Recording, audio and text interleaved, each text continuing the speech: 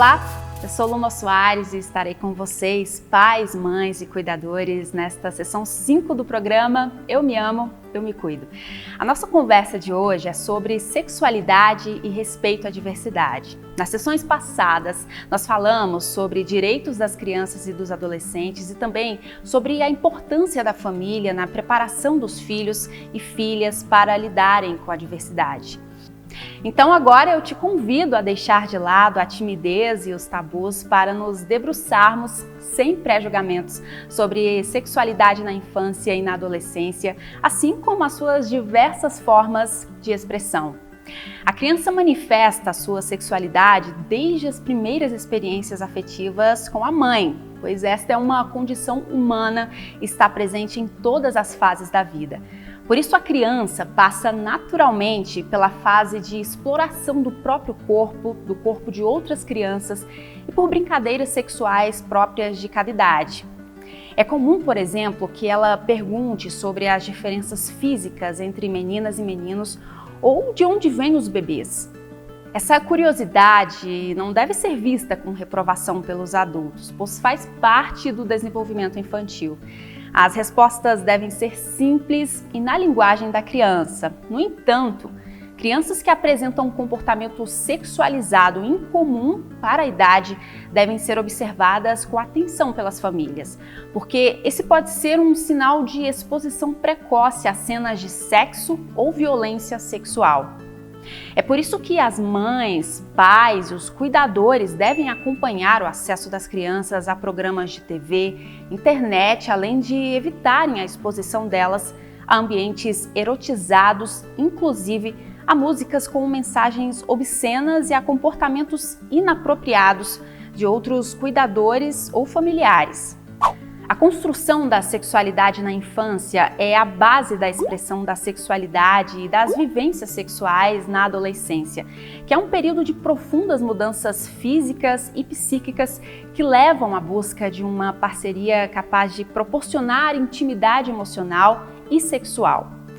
É na adolescência que grande parte dos jovens começa a expressar sua orientação sexual e identidade de gênero. Vamos entender melhor o que significa cada um desses termos? A orientação sexual indica o interesse afetivo e sexual de uma pessoa em relação a outra. Existem basicamente 4 tipos de orientação sexual.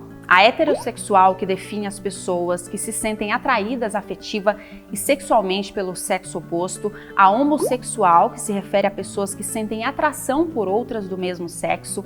A bissexual, que diz respeito a pessoas que se sentem atraídas por ambos os sexos. E a assexual, que são aquelas que não sentem atração por nenhum sexo.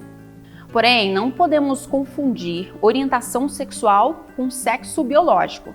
Enquanto o sexo biológico é determinado pelo DNA, pelos hormônios e pelos órgãos genitais, a orientação sexual é inerente à pessoa, que só vai ter essa consciência quando estiver com sua sexualidade mais definida, normalmente no final da adolescência e do início da vida adulta. Por essa razão, a orientação sexual não está vinculada ao sexo de nascimento. Agora vamos entender a identidade de gênero, que é diferente do sexo biológico e da orientação sexual que acabamos de falar. Identidade de gênero é a percepção que uma pessoa tem de si mesma como sendo do gênero masculino, feminino ou dos dois. Essa condição, que não depende do sexo biológico, pode levá-la a adotar nome, roupas e comportamento condizente com o gênero manifestado.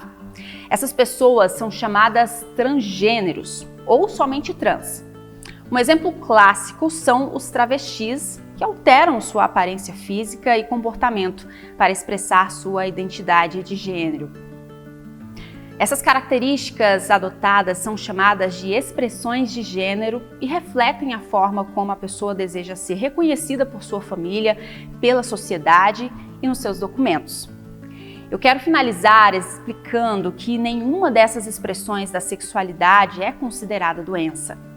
Também não são escolhas ou opções de vida, elas são próprias de cada indivíduo, fazendo parte da pessoa como ela é. Compreender toda essa diversidade vale para que estejamos bem formados e sejamos capazes de educar nossos filhos e filhas para uma vida livre de preconceitos e violência. Para colocar em prática o tema de hoje, que tal conversar com seu filho, com a sua filha sobre esse assunto? Comece aos poucos, apurando o que ele ou ela já sabe e de como se sente a respeito. Escute com atenção, considere suas opiniões, ok? Obrigada por chegar até aqui. A gente se vê na próxima sessão do programa Eu Me Amo, Eu Me Cuido. Até lá!